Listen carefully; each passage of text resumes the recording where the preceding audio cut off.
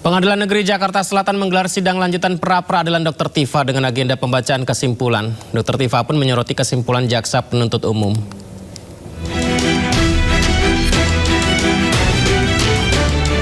Tifauziatia Suma atau Dr. Tifa kembali menjalani sidang lanjutan pra-peradilan kasus ijazah Jokowi dengan agenda mendengarkan pembacaan kesimpulan di Pengadilan Negeri Jakarta Selatan Rabu siang. Pada agenda sidang kali ini, Dr. Tifa menyoroti pembacaan kesimpulan jaksa penuntut umum yang masih mengaitkan dengan status P21. Tifa pun menyoroti pihak jaksa yang dinilai seolah-olah mengabaikan amar putusan sela di mana Majelis Hakim Pengadilan Negeri Jakarta Timur telah mengabulkan eksepsinya. Oleh karena itu, Tifa menyatakan seandainya petitum dirinya tidak dikabulkan hakim, maka dirinya akan disandra sebagai terdakwa. Dan bahkan tadi kalau saya mendengar kesimpulan di termohon itu tetap mendasarkan kepada P21. Jadi mereka itu membawa kepada seakan-akan sidang itu tidak pernah terjadi gitu loh. Sidang yang terjadi di PN Jakarta Timur 4 kali sidang dengan beban biaya begitu besar dari negara itu dianggap oleh jaksa itu seakan-akan nggak ada. Bahkan amar putusan pun juga dianggap oleh mereka seakan-akan tidak ada. Mereka menyiratkan bahwa ini kembali lagi ke P21. Padahal ini kita sedang menghormati sebuah peristiwa, sebuah proses hukum, prosedur hukum yang betul-betul kita menghormati apa yang ada di KUHP, apa yang ada di KUHP. Kalau seandainya peradilan ini tidak memutus apa yang kami minta dalam petitum kami, artinya saya disandera sebagai terdakwa dengan semena-mena tanpa hukum gitu loh. Di luar hukum, tidak ada koridor hukum apapun yang memberikan fasilitas kepada saya untuk disandera sebagai terdakwa ketika amar putusan dari PN Jakarta Timur itu sudah diketok palu oleh hakim gitu ya. Jadi selanjutnya sidang putusan pra-peradilan Dr. Tifa akan digelar pada hari Jumat 21 Agustus 2026 mendatang. Dari Jakarta, tim liputan iNews melaporkan. Warga terlihat ketakutan dan panik saat kebakaran lahan gambut dengan cepat mengepung kawasan permukiman penduduk di Sampit. Sebuah gereja juga nyaris terbakar. Namun berkat kesiagaan posko gabungan, kondisi tersebut dapat diatasi.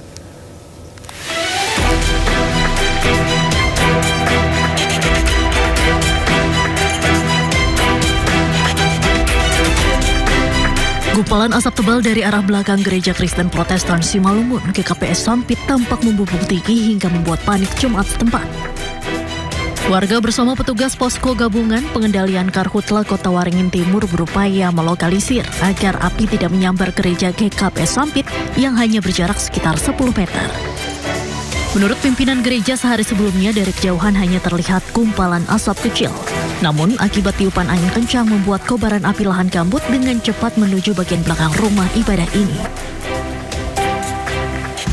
Api sebenarnya sudah ada dari 2 hari yang lalu, kalau tidak salah itu di arah ke barat, ke arah Jalan Insinyur Soekarno.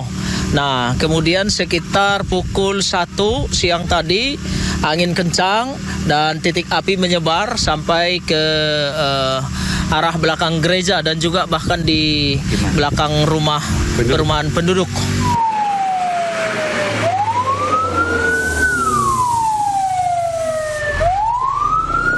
Tak berselang lama, petugas gabungan tiba-tiba kembali dikejutkan dengan kebakaran lahan gambut yang cepat mendekati permukiman warga yang tidak jauh dari gereja tersebut. Bahkan warga yang rumahnya nyaris disambar api tampak ketakutan dan panik saat kobaran api hanya tinggal 5 meter menuju rumahnya. Getar itu loh, ketakutan. Nanti warga-warga sini ketakutan itu loh Pak, kasihan. Panik juga ya? Panik semua. Itu yang dikhawatirkan itu loh Pak, yang diterbas itu yang kering itu. Berdasarkan data BPBD Kota Waringin Timur per 18 Agustus 2026, total luas lahan yang terbakar mencapai 1.300 hektar lebih. Sedangkan rekap hotspot tercatat sebanyak 3.840 titik panas sepanjang tahun 2026. Dari Sampit, Kabupaten Kota Waringin Timur, Kalimantan Tengah, Norman Syah, iNews melaporkan.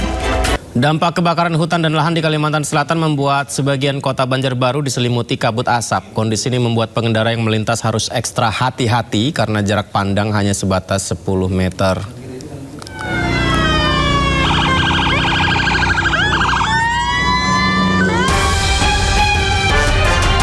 Kabut asap pekat dampak kebakaran hutan dan lahan atau Karhutla menyelimuti kota Banjarbaru, Kalimantan Selatan pada Rabu pagi. Kondisi ini sangat mengkhawatirkan, terutama bagi pengendara lantaran jarak pandang yang hanya 10 meter. Kabut asap kali ini merupakan yang terparah sejak karhutla melanda kota Banjarbaru, terutama di wilayah Kecamatan Landasan Ulin, Liang Anggang, hingga perbatasan Banjarbaru dengan Kabupaten Tanah Laut.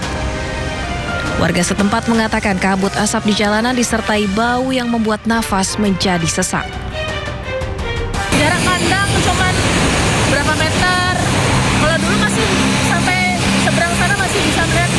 Kalau hari ini memang benar-benar parah. Selama saya tinggal 19 tahun. Selain mengganggu penglihatan, kabut asap juga mengancam kesehatan pernafasan masyarakat. Warga terus berharap ada solusi pasti dari pemerintah daerah dan pusat agar karhutla di Kalimantan Selatan segera berakhir. Dari Kota Banjarbaru, Kalimantan Selatan, Sairi Ainjus melaporkan. Ya, pemirsa, sidang pra-peradilan Febri Adriansyah kembali digelar di mana kepolisian selaku termohon meminta Hakim Tunggal Pengadilan Jakarta Selatan menolak permohonan pra-peradilan yang diajukan Febri Adriansyah. Dalam sidang hari ini, Polda Metro Jaya dan Kortas Tipikor Polri selaku termohon menegaskan penetapan Febri sebagai tersangka kasus dugaan tindak pidana korupsi dan TPPU telah berdasarkan lebih dari 2 alat bukti yang sah. Polisi menjelaskan penyidik telah memeriksa 16 saksi dan 3 ahli. Penyidik juga mengantongi barang bukti sebelum menetapkan Febri sebagai tersangka. Bahwa perkara tersebut layak ditingkatkan ke tahap penyidikan. Bahwa setelah perkara berada pada tahap penyidikan, para termohon selanjutnya melakukan serangkaian tindakan penyidikan berupa pemeriksaan saksi, pemeriksaan ahli, pengumpulan dan pemeriksaan dokumen serta barang bukti, penggeledahan, penyitaan, penelusuran transaksi dan aliran dana serta tindakan penyidikan lainnya yang sah menurut hukum. Berdasarkan keseluruhan hasil penyidikan tersebut dan setelah diperoleh alat bukti yang dipersyaratkan oleh KUHAP, para termohon kemudian menetapkan pemohon sebagai tersangka sebagaimana dituangkan dalam surat penetapan tersangka nomor Stap 02 7 Romawi Res 3.3 2026 Polda Metro Jaya tanggal 10 Juli 2026.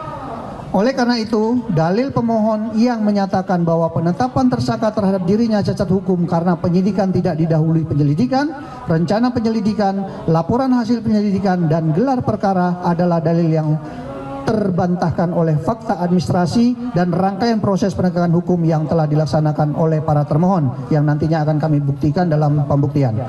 Dengan demikian, tidak terdapat alasan hukum untuk menyatakan surat perintah penyidikan maupun surat penetapan tersangka terhadap pemohon tidak sah. Oleh karenanya, dalil serta petitum pemohon yang memohon agar pengadilan menyatakan penetapan tersangka tidak sah patut untuk ditolak seluruhnya atau setidak-tidaknya dinyatakan tidak beralasan hukum. Sementara itu, kubu ex Jampitsus Febri Adriansyah menilai jawaban Polri dan Kejagung dalam sidang pra-peradilan justru memperkuat dalil permohonan yang diajukan mereka. Salah satu yang memperkuat permohonan pra-peradilan lantaran Polri mengakui bahwa dalam prosesnya Febri tidak pernah diperiksa sebelum ditetapkan sebagai tersangka. Sudah kami sampaikan dan tentu kami berharap bahwa besok itu argumen-argumen yang kami sampaikan ini tadi akan mendapat dukungan dari para ahli yang hendak kami hadirkan. Begitu juga tentunya kami berharap juga ahli-ahli yang akan dihadirkan oleh pihak termohon akan mencoba melihat perkara ini secara jernih. Sebab bagaimanapun juga bagi kami ini bukan hanya kepentingan dari Pak Febri Adriansyah, tetapi adalah untuk kepentingan penegakan hukum. Sehingga tidak semua orang dengan mudah dan serta-merta ya, apalagi disangka dengan pasal-pasal yang belum ada undang-undangnya. Ini kan akan merugikan kepentingan hukum orang dan juga ini adalah bentuk pelanggaran terhadap hukum yang dilakukan secara kasat mata.